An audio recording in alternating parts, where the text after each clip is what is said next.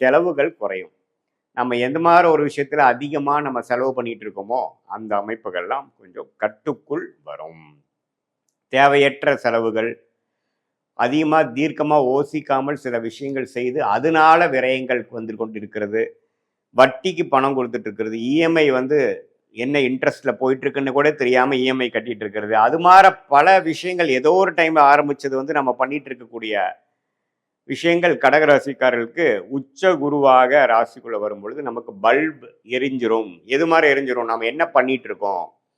இவ்வளவு தூரம் கஷ்டப்பட்டு உழைச்சு தேவையற்ற செலவுகளால் செய்து நம்ம உழைப்பையே நாமளே வீணாக்குறோம் அப்படிங்கிற மாதிரி நல்ல ஒரு தெளிவு கிளாரிட்டி கிடைக்கக்கூடிய அமைப்பு எல்லா வயதினரும் ஆகிய கடகராசிக்காரர்களுக்கும் கிடைக்கும்.